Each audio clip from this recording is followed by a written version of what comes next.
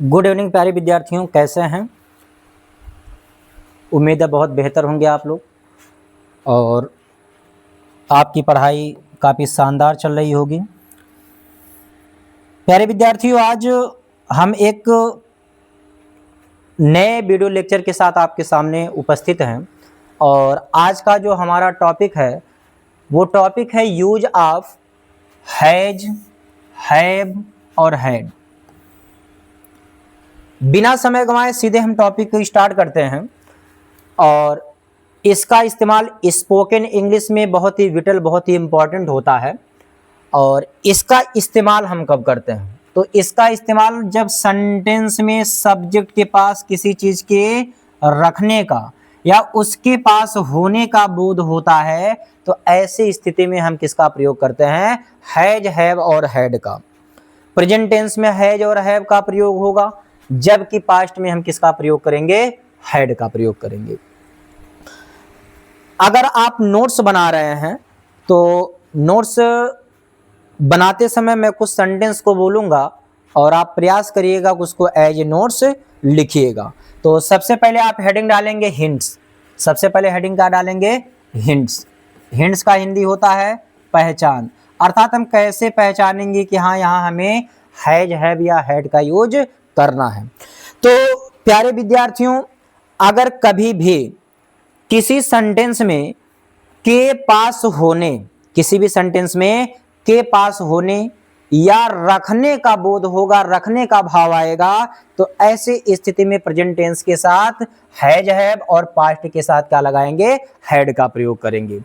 आइए इसके तुरंत बाद हम इसके फार्मूले के बारे में जानते हैं कि फार्मूला हम कैसे बनाएंगे और उस फार्मूले के आधार पर इस प्रकार के अगर सेंटेंस आते हैं तो हम उसका ट्रांसलेशन कैसे बनाएंगे। तो प्यारे विद्यार्थियों, अगर सेंटेंस आपका जो है अफर्मेटिव हो, सेंटेंस क्या हो? अफर्मेटिव हो।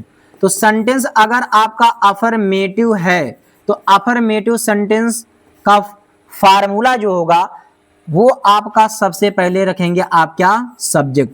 क्या रखेंगे? सब्जेक्ट। अब सब्जेक्ट अगर आपका सिंगुलर नंबर है और हिंदी के वाक्य के अंत में है आया है, हूं आया है आया है, तो सिंगुलर सब्जेक्ट के साथ आपको क्या लगाना है? हैज लगाना है। सेम कंडीशन रहेगा अगर है, हूं है, आया है, लेकिन सब्जेक्ट अगर आपका प्लूरल है तो आप यहाँ क्या लगाएंगे? हैव लगाएंगे। लेकिन अगर वाक्य के अंत में था, थे, थी, अगर वाक्य के अंत में क्या आ गया? था, थे, तो आपको लगाना है क्या? हैड। और इसके बाद हम उसी नाउन को रखेंगे जिस नाउन के होने की बात हो रही है, जिसको रखने की बात हो रही है। तो कुल मिला जुलाकर हम कह सकते हैं कि इसके बाद हम अदर वर्ड को रखेंगे और अदर वर्ड के बाद यहां लगाएंगे हम क्या? फुल स्टॉप, क्योंकि सेंटेंस हमारा क्या है? अफर्मेटिव है। अब इसके बाद सीधे मैं आपको एग्जाम्पल की तरफ लेके चलता हूं, क्योंकि मुझे लगता है कि एग्जाम्पल के थ्रू आपको थोड़ा बेहतर समझ में आएगा। जैसे मैं कह दूं मेरे पास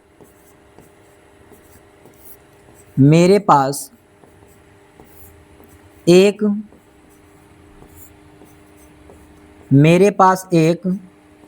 प्रश्न है। क्या लिखा मैंने? मेरे पास एक प्रश्न है। अब इस प्रकार के सेंटेंस को अगर आप हैज, हैव, हैड के यूज, उसके हिंट के बारे में नहीं जानेंगे, उसके फीचर्स के बारे में नहीं जानेंगे, तो ये सेंटेंस आपको दिखने में तो छोटा लग रहा है लेकिन समस्या वहां आपको क्रिएट करेगा। अब मेरे प्यारे विद्यार्थियों, ऐसे सेंटेंस का ट्रांसलेशन बनाने के लिए आपको थोड़ा अपने मन से सेंस निकालना पड़ेगा। कैसे निकालना मैं आपको बता रहा हूं।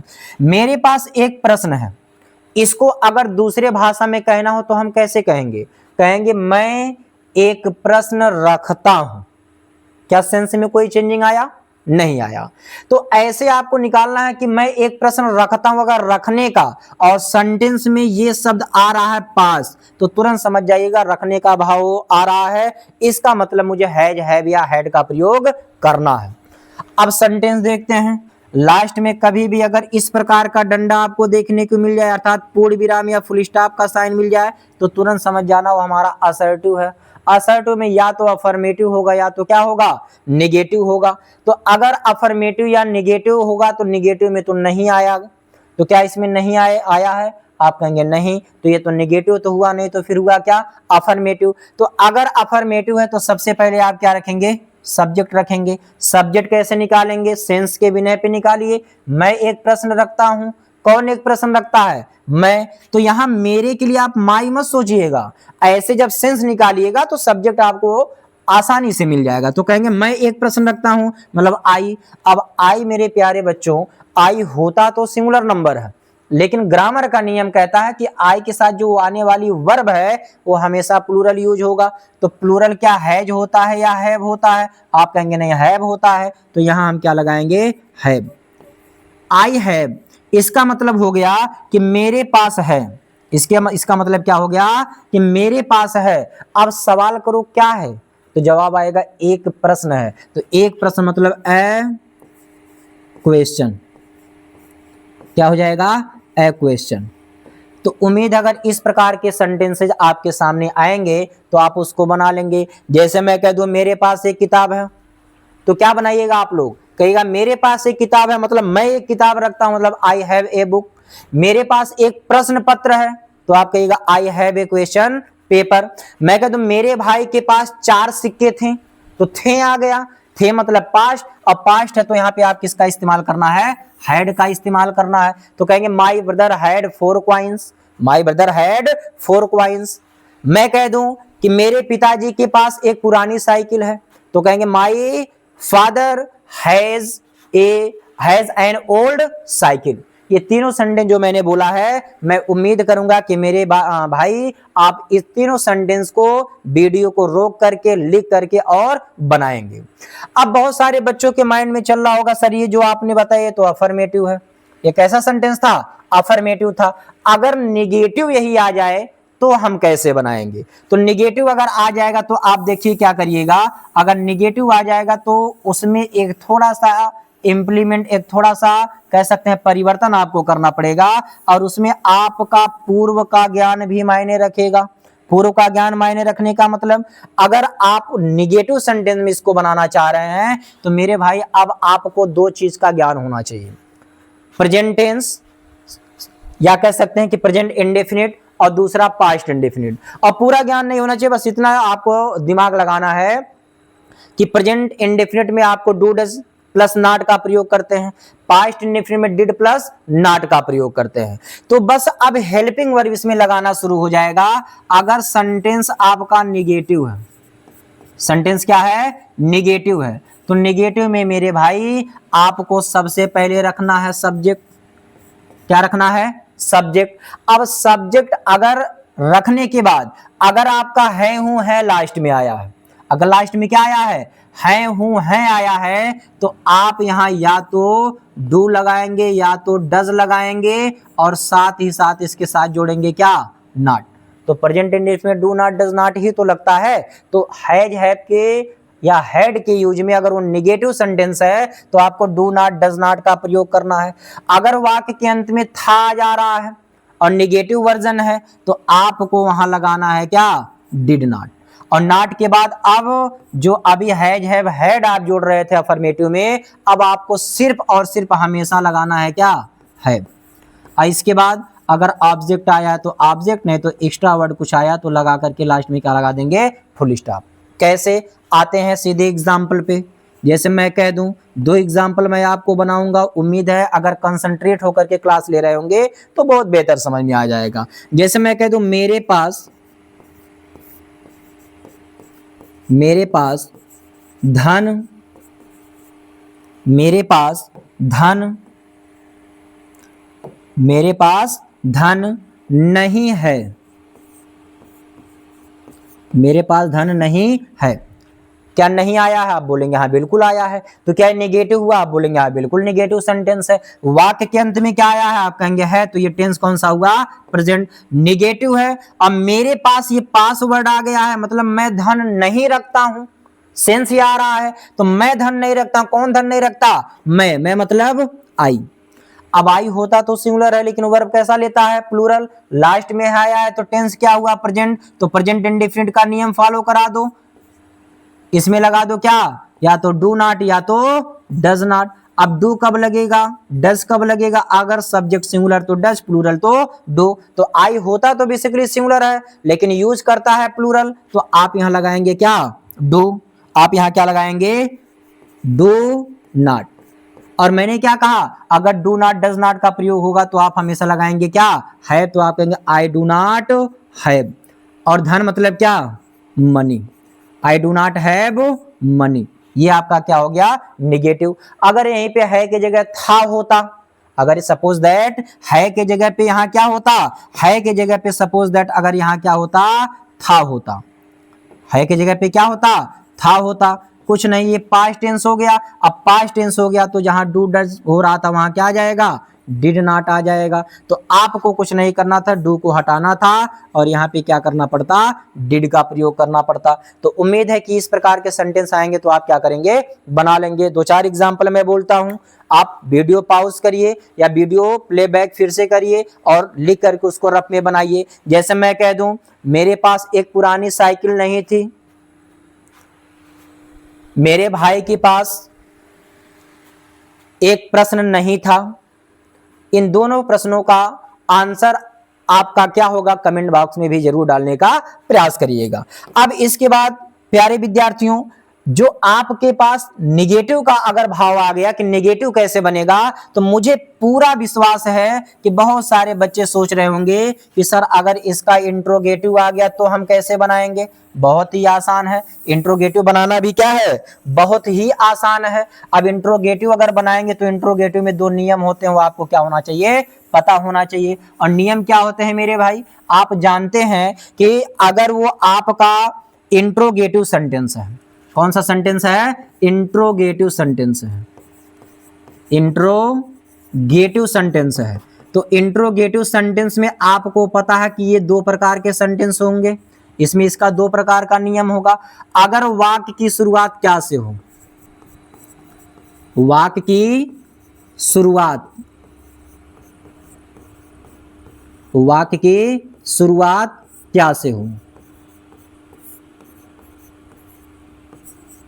अगर वाक्य की शुरुआत क्या से होगा, और इसी सेंटेंस में नहीं, कोई भी सेंटेंस, आप पुराना हमारा वीडियो देखिएगा जिसमें मैंने इट और देयर का पढ़ाया है, तो उसमें भी आपको मैंने समझाया है, कभी भी वाक्य की शुरुआत अगर क्या से हो तो आपको कुछ नहीं करना है, हेल्पिंग वर्ब को निकाल करके वाक्य में क्या कर देना है, सबसे पहले रख देना है। अर्थात सब्जेक्ट से पहले क्या रखना है, हेल्पिंग वर्ब। इसके बाद आपको क्या रखना है, सब्जेक्ट। और सब्जेक्ट के बाद अब आपको क्या करना, अगर इंट्रोगेटिव या निगेटिव रहेगा तो हमेशा वर्ब के रूप में किसका प्रयोग करना है, हैव का। किसका प्रयोग करना है, हैव। हैव के बाद अगर ऑब्जेक्ट आया है तो ऑब्जेक्ट, और अन्यथा एटीसी लिख करके लास्ट में क्या लगा देना है, क्वेश्चन मार्क। लास्ट में क्या लगा देना है, क्वेश्चन मार्क लगा देना है। तो ये आपका फार्मूला हो गया किसका, ये फार्मूला आपका हो गया इंट्रोगेटिव सेंटेंस का। अगर शुरुआत किससे रहेगा, अगर शुरुआत क्या से रहेगा। दूसरी बात, दूसरा जो होता है कि कोई प्रश्नवाचक शब्द, कोई प्रश्नवाचक शब्द वाक्य के बीच में आ जाए, बीच में आए। अगर कोई प्रश्नवाचक शब्द वाक्य के बीच में आता तो वो भी इंट्रोगेटिव होगा, लेकिन सेम यही फार्मूला आप रखेंगे, लेकिन इस क्वेश्चन वर्ड जो बीच में आ रहा है तो बीच में उसका क्या काम है, बस कान उसका पकड़ो, उठा के कहां रख दो, एकदम शुरुआत में। उस क्वेश्चन वर्ड को उठाकर कहां रखो, एकदम पहले। और जो फार्मूला यहां आपने बनाया है सेम वही फार्मूला आप बनाइए, हेल्पिंग वर्ब के रूप में डू, डज, और पास्ट है तो डिड। यहां जो हेल्पिंग वर्ब मैंने लिखा वहां डू, डज या डिड। इसके बाद आप लगाइए सब्जेक्ट, और सब्जेक्ट के बाद हमेशा वर्ब क्या लगाना है, हैव, और हैव के बाद ऑब्जेक्ट, ऑब्जेक्ट के बाद ईटीसी, और ईटीसी के बाद क्या लगाना है, क्वेश्चन मार्क। तो ये आपका हो गया फार्मूला, ये क्या हो गया प्यारे विद्यार्थियों, फार्मूला। अब दोनों का मैं आपको एक एक एग्जांपल देता हूं। दोनों का एग्जांपल जैसे मैं कह दूं, अगर वाक्य की शुरुआत क्या से है, जैसे मैं कह दूं क्या वह या क्या उसके पास, क्या उसके पास एक कलम है। क्या लिखा मैंने, क्या उसके पास एक कलम है, और लास्ट में क्वेश्चन मार्क। अब सेंस आप निकालिए, क्या उसके पास एक कलम है मतलब क्या वह एक कलम रखता है। क्या से शुरुआत है, आप कहेंगे हाँ बिल्कुल है। लास्ट में क्वेश्चन मार्क लगा है, इंट्रोगेटिव हो गया। भाई क्या है, लास्ट में क्वेश्चन मार्क, तो इंट्रोगेटिव हो गया। है से शुरुआत है तो तुरंत आपके दिमाग की बत्ती जल जाना चाहिए कि है से लास्ट में है आया है, मतलब प्रेजेंट टेंस है, और रखने का भाव आ रहा है। तो आपको इंट्रोगेटिव में जब बनाएंगे तो वहां आपको क्या करना है, डू डज डिड का हेल्पिंग वर्ब के रूप में प्रयोग करना है, लेकिन किसके अनुसार, सब्जेक्ट के अनुसार। तो क्या उसके पास एक कलम है, अर्थात क्या वह एक कलम रखता है, तो रखता है कलम कौन रखता है, वह होता है सिंगुलर, और टेंस हमारा प्रेजेंट है, तो ही के अनुसार आप क्या बाहर ला देंगे, डज। तो आप कहेंगे डज ही, और यहां हमेशा हेल्पिंग वर्ब क्या लगाएंगे, सॉरी मेन वर्ब क्या लगाएंगे, हैव। तो देखा डज ही हैव, क्या वह रखता है, या क्या उसके पास है, क्या उसके पास है एक कलम, तो कहेंगे ए पेन। क्या कुछ बचा, नहीं, लास्ट में क्या लगाएंगे, क्वेश्चन मार्क। तो उम्मीद होगा अगर क्या से सेंटेंस की शुरुआत होगी तो उसको आप इस प्रकार क्या करेंगे, बना लेंगे। 2-3 एग्जांपल मैं आपको बोलता हूं, उसको ओरली बोलने का प्रयास करिएगा, और लास्ट में जब चैप्टर समाप्त होगा वीडियो को पीछे ले जाइएगा, जो मैं सेंटेंस बोल रहा हूं रफ में लिखिएगा और उसको बनाइएगा। यकीन मानिए ये सब टॉपिक ऐसे टॉपिक हैं जो आपको जल्दी पढ़ाए नहीं जाते। स्पोकन के साथ साथ किसी क्वेश्चन के आंसर को बनाने में इसका बहुत ही इंपॉर्टेंट पार्ट होता है, बहुत ही इंपॉर्टेंट रोल होता है। जैसे मैं कह दूं क्या आपके पास संदेह है, संदेह मीन्स डाउट, DOUBT।